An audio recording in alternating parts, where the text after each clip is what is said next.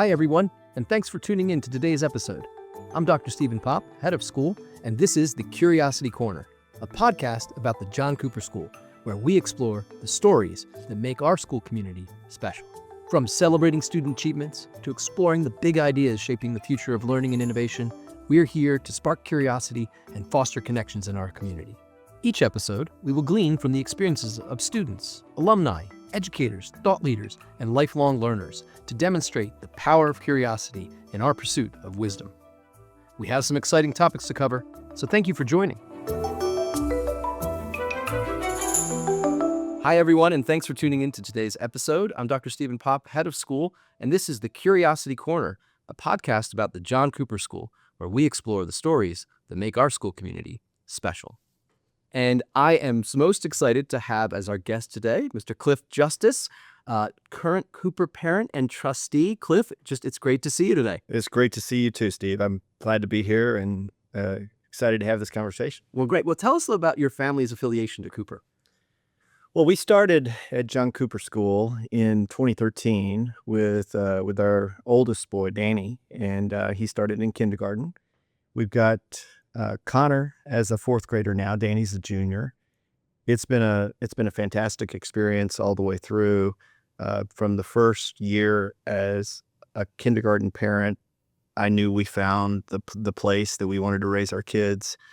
It's such a terrific community, not just the high quality academics, but getting to know the other parents, just the way Cooper fits in the community. It's just been a fantastic 12 years now. So remarkable.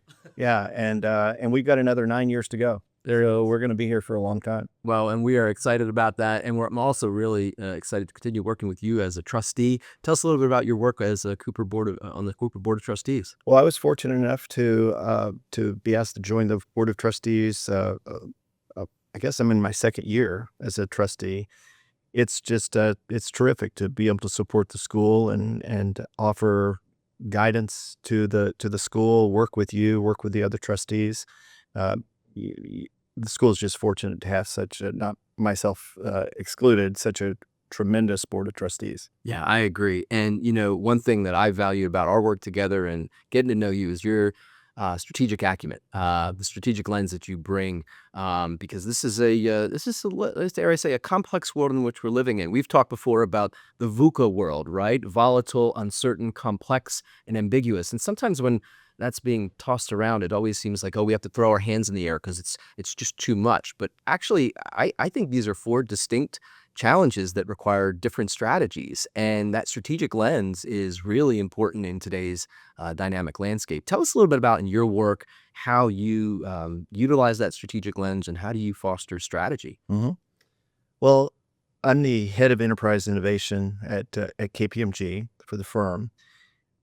We look at innovation through a very multipolar, very strategic lens. We look at the externalities that are impacting a broad range of industries and clients that we serve. As you know, KPMG is one of the big four consulting and accounting firms. We audit about 25% of the world's enterprises.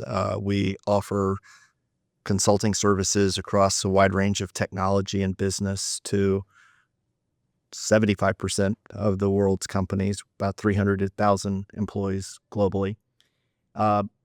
It requires us to stay ahead of the trends and bring these the strategic focus to our clients, understand what's coming next.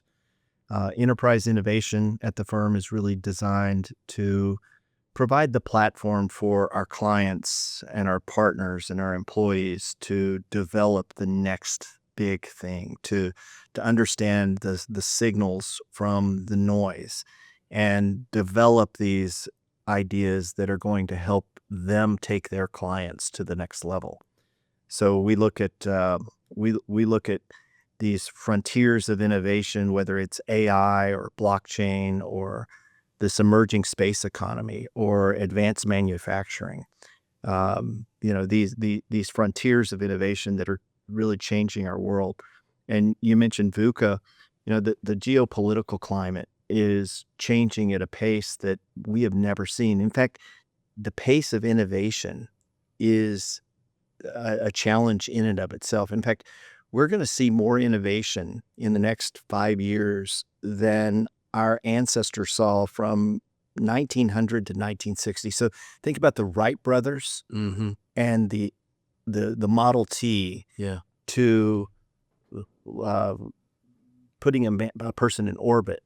We're going to see more of that type of innovation in the next 5 years, just with that's underpinned by AI and super intelligence that's just moving at a record pace.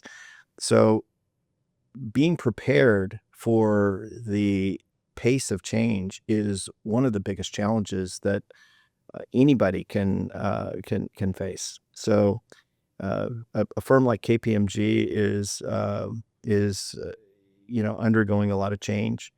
All of our clients are undergoing a lot of change. The competitive landscape in the market, the pace of uh, growth in startups. You have companies like OpenAI, which really wasn't even a name. It was a nonprofit in a garage 5 years ago, and now it's one of the largest companies in the world. So it's only gonna get faster, and the geopolitical climate, the the multipolar world that we're living in, the strategic competition between the U.S. and China is spurring government intervention and support in these areas. So it's hard to look around the corner, but having a framework to do that certainly helps. Yeah, I'm intrigued by as you kind of prognosticate out for your clients, but also just that way of thinking, that future thinking is just such a it's a fascinating mindset. I've been trying to dabble into some of the futurists, and I read some of Amy Webb's work, and she talked about how the future is in the margins. And yet so what we're seeing in the margins, perhaps not generalized across all sectors, is there. But in a very short time, it sounds like it's going to be the reality, right? It's going to be something that we are going to be all having to navigate. How do you not get disoriented, though, in this pace of change? Like, how do businesses not get disoriented? You know, what are some thoughts about mooring yourself to that strategy amidst this dynamic pace of change? Well, the way I look at it is, there's a lot of noise in the Mhm. system. There's a lot of potential futures that are all possible, but it's what humanity and society chooses to tackle Mm, that becomes the reality. And that's where you have to figure out what actually is a signal. What mm, what is the signal? And you can see that by uh, where the investment is going, where the attention is going, where the acceptance and adoption is occurring. That's where you can see the noise actually becoming a signal. Whether it's in synthetic biology, and you have technologies like CRISPR and technologies that are really driving potential for major advancements, but it's not quite there yet. And there's ethical concerns. There are a lot of barriers that will put some guardrails on the adoption of technologies like that. Um, but it is possible, and AI being an underpinning thread across all of this will accelerate right. the potential of these technologies, and then it becomes a choice. Hmm. What future we pursue. And when you put money and resources and you can see this acceleration in AI, the potential for AI has been there. Now we have compute. We need more of it. We need more energy. We need more, intellectual horsepower to make this a reality. But this is a choice that companies and governments and societies are pursuing. So it is becoming a reality. That's right. So, and what I appreciate about that perspective is that the future is not something that's going to happen to us. In your explication, there's a lot of agency for us to shape that future. Absolutely right. It is not something that happens to us. It's something that we choose. And you can see the choices that are being made. And you see those signals. Where's the money going? Where's the smart money going? Where are the policies, the governmental policies going? Are the global policies aligned? And which policies are slowing it down? Which policies are accelerating? And who's winning? And those signals on who's winning that war will actually give you a glimpse into what's coming in the next 3 to 5 years. Beyond 5 years, nobody knows. Yeah. And it's a fantasy to be able to believe that you can accurately predict. Although Ray Kurzweil Yeah. 20 years ago, so Right. 2029 is the year we're going to have super Singularity. intelligence. And by God, I think he's right on the year. It's amazing. I know. And now he's got the new one. The singularity is nearer, Right. right? So he's accelerated that. And I read Jane McGonigal's Imaginable. She's a futurist, and she was talking a little bit about kind of creating a kind of a 10-year mindset and almost flipping the script internally to start thinking differently about what's imaginable, because right now it's hard to envision that. And so she's got some processes to do so, but I, like you, find that kind of future prognostication very vexing. And you talked a lot about AI, and one of the things that we're dealing with within the educational landscape, and it's not just at amazing pre-K to 12 independent schools like Cooper, but at the higher ed level, you're seeing AI just be a huge paradigm shift, and also create some existential crises among some of our faculty and professors. But I read Ethan Mollick's Co-Intelligence. He's at Wharton, and he talks about the cost of getting to know AI is 3 sleepless nights. Does AI give you pause when you're putting the head to the pillow, or are you are you sleeping soundly given the kind of the technology? I'm sleeping soundly. I think that I guess I'm an optimist. I'm a techno optimist. My friends call me a techno libertarian, and I believe that AI will do more, will have more benefit for the world than harm. I do not see a likely path of the dystopian future.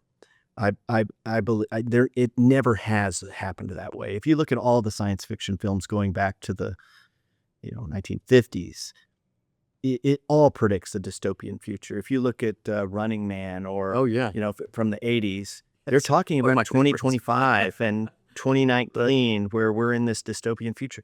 It never works out that way. We're in a world that's where the standard of living is better than it's ever been. The starvation is more rare now than it's ever been, and that's only going to continue. And I cannot see a world where technology does not just make things better. It helps us make better decisions. It helps us act in our own interests. We have not had the type of societal breakdown. Although, you might say you're experiencing that now, but I guarantee you would rather live in 2025 than 1950 or 1960. The world is a better place. It's safer. The potential threats are greater, but the likelihood of that negative outcome is much lower. Yeah. So, Yeah. no, I sleep very well, and I think everybody should sleep very well. That knowing that AI will create more of an abundance to the standard of living than this dystopian concern that people have. Yeah, and it's interesting as you were saying that and thinking about looking back. I know when I've traveled with my kids to historical sites, which I am wont to do given my experience as a teacher, it's oftentimes remarkable for the kids to, whether it's in a castle in England, right, or some 18th century farmhouse that George Washington stayed at. They are kind of struck by the comforts that we have today. And in comparison to that past. And so to your point, things are going very well. But also the morals, the humanity, the care that we give young people today versus back then. I read Steven Pinker's I was going to say, Better Angels of Our Nature, and yeah, he did a great job just laying out the progress that we've made over the last 500 years, yeah, and how there's fewer murders, there's fewer wars, there's less killing, there's less starvation, there's less disease, there's higher education, there's more love in the world than now than ever before. that's right. As Hmm. as bad as it seems because of how much information we have today versus what we had then, we understand and we know Yeah, the worst of the world that's right. at a granular level, That's which we didn't know before. that's right. But if you compare the world we live in today, a lot of that is driven by technology, and the knowledge that we have incentivizes people to do better. And I believe that's the path we're on. Well, that's I hope I'm not proven wrong.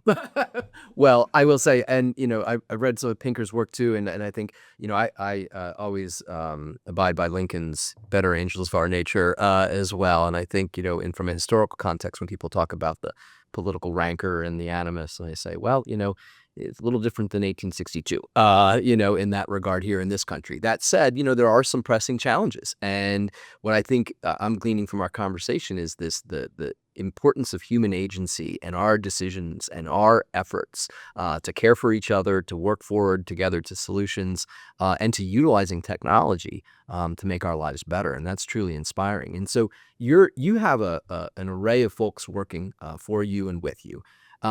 I would imagine that as you see people coming into the workforce now, their skill sets perhaps have been different than when you started, or maybe they're the same. But tell us a little bit about what are you looking for in an employee or from your teams, given these externalities, given this pace of change, and given just this interesting world in which we're living in right now.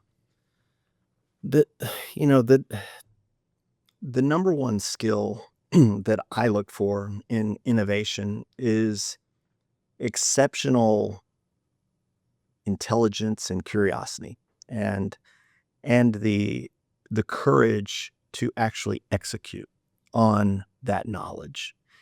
And I've never seen so much of that intelligence and curiosity in this generation of young people. Um, I don't think it occurred in my era. I'm Gen X. I'm older Gen X, and when I was coming into the workforce in the '90s, um, you know, there was a little more apathy in the vibe than there is today. There's more optimism today, regardless of what you hear. But in the '90s, the internet was being born. You had endless potential, but the vibrance of the youth and the energy, while it was there, and while that creativity was there and was being born, it's nothing compared to what it is today. I think this Gen Z workforce is going to be the best we've ever seen. This is an amazing Hmm. uh, generation, Yeah. and I think it will eclipse Gen X. It will eclipse the millennials. It'll eclipse the boomers. I'm so optimistic with the grounding in reality and the optimism that I see in this generation. Yeah, that's phenomenal. Well, and as head of school here at Cooper, working with our 1,370 kids, I've just been inspired by their intellectual curiosity, and you see it. There is a really wonderful mindset that our kids have, and it's really comforting to hear your optimism going forward. Because I think amidst all these externalities and really the uncertainties out there, pessimism can creep in within that, and certainly the pace of change. But you're seeing great intellectual curiosity and that entrepreneurial mindset, and which is just absolutely I fascinating. mean, these kids are growing up. They're growing up. They're so native to the technology, Mhm. and they understand that this is the technology is a mirror. It's the AI. it's a mirror of humanity. It's an amplifier. Um, it it will cross a point where it will be smarter than us. When it does, it is going to reflect the best of us, not the worst of us. It it might be 60-40. It might it's not all good, but it's mostly good. And that's how humanity is. It's mostly good. And the reason we're living in a mostly peaceful world right now is because humanity is mostly good. And AI will reflect that and amplify that.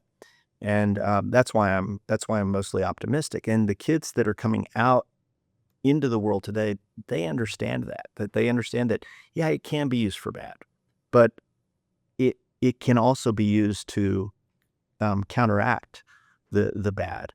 And a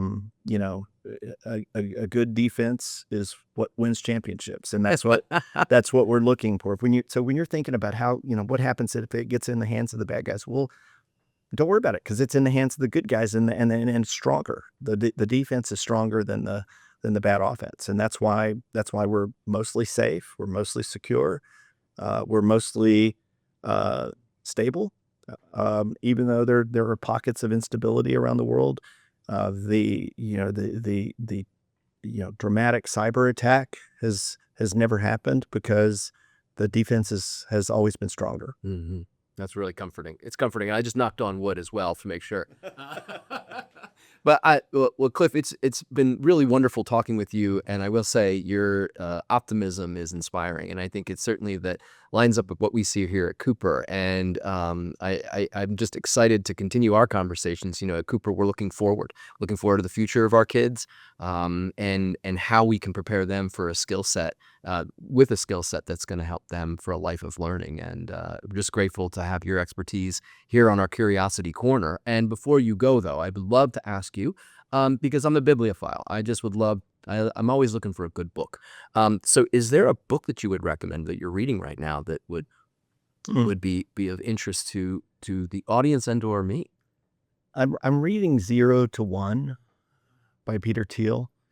Um, you know, it's sort of a contrarian view to innovation, and he argues the value of very large monopolies, and Hmm. and that these very large monopolies are actually very good Mm. for society, which is not the Right. prevailing view, but I really love the logic. Interesting. And how, when he looks at companies to invest in, he's looking for companies that can totally dominate and really have no competition, and how that's an innovation in of itself. And he argues around first principles. That's the whole idea of 0 to 1. Are you really thinking about really transforming the industry without just copying or building on something somebody else has done? That's a good book.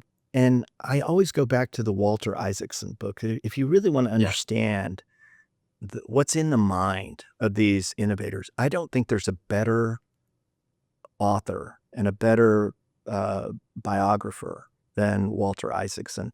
From Steve Jobs to Elon Musk to Ben Franklin to Albert Einstein, and he's got a book called The Innovators. To Leonardo da Vinci, you've got it right there on your desk. Yeah. He's got a way of explaining how these innovators think. Yeah. And I just don't think if you're going to spend time reading about innovators and getting the insights of these guys, I think Walter Isaacson is time well spent. Yeah, Reading his books. I couldn't agree more. And I think, his books on innovation had me thinking about, yes, there are the eureka moments of innovators, someone that perhaps is a visionary, but then often that innovation is on the shoulders of other giants, and it's the accretion of knowledge and wisdom for generations. It's often very collaborative. These innovations are happening in a collaborative space with people working together. And I love that book, The Innovators. It was really compelling. And I think what you're talking about with Peter Thiel is this notion of challenging the definition of what innovation is, right? It's not just change. There has to be something a little larger, different, profitable within that He context. he also argues that we're kind of in a period of stagnation as much as Yeah. we think the world is changing. And I love the argument. We're still traveling in planes that are basically the same airplane. Our innovation at the of atoms, of physical things, has been sort of stagnant for the last 50 years. And we're still traveling in cars on wheels. And yeah, there've been incremental improvements, but very few people. Maybe there's one that's very high profile that is thinking very differently. That Peter Thiel has actually started a business with Mm, Elon Musk, who does think in that first principles mm, mindset. Like, how do we just totally radically reshuffle the deck yeah. and think differently? No. And Yeah. yeah. It's well, thank you for those book recommendations, and then, maybe just to wrap up, what's something that's currently right now piquing your curiosity? You know, I think this emerging space economy is something that's underlooked at its importance. We've been to space, we've we've we've been, to the moon. Looks like we're on the verge of going back to the moon. But this economy that's forming around putting industry into space is something that I think is very intriguing. It being able to manufacture in space, being able to uh, leverage and harness the energy that's in space is something that I think is potentially transformative, and I'm learning a lot more about that. I think technologies like quantum computing is potentially as transformative as anything else we've seen because that's putting us on the path to unlock the secrets of life, of the universe, of where we began and the dimensions, and being able to harness the power of the subatomic Mhm. world. And quantum computing, I think, is something to be curious about. It's going to be years before we really realize its full potential, but we're starting to see that today with the very basic and primitive quantum computers, if you could call a quantum computer primitive. Right. But what will be seen in 5 or 10 years as a primitive quantum computer, you're starting to see how we are about to unlock the secrets of the universe and life. So that's very intriguing to me. That's amazing. Well, you have had an illustrious career and had contributed so much to not only your company, but to the number of companies in which you've worked. And you've accrued a great amount of wisdom in your life. And I've always enjoyed having our conversations. Is there a bit of wisdom that you would like to impart to the audience listening, perhaps alumni that are here or current students? You know, I've been so fortunate to have been around so many incredible people and mentors over my 35-year career, but uh, the the one that stands out the most is when I joined KPMG, a long time ago. One of the senior partners um, stood up in front of a group of new partners, and he said, the best advice I can give you is find your group, find find your colleagues, find your team. And he said, you fly alone, you die alone. And that goes back into the old wisdom of the lone wolf dies and the pack survives. I think that, really thinking about that and understanding how important community is and how you can lean on others. You're never going to be this, no matter how smart you are, you're never going to be the smartest person.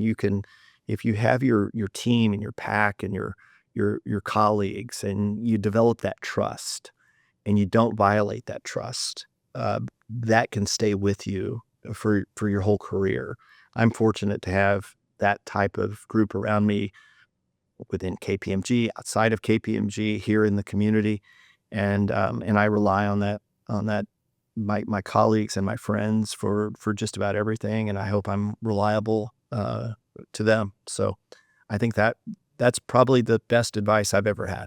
That's wonderful wisdom. And we are grateful for your time today, but also everything that you're doing for this Cooper community to make it the special community that it is. Well, thank you, Cliff.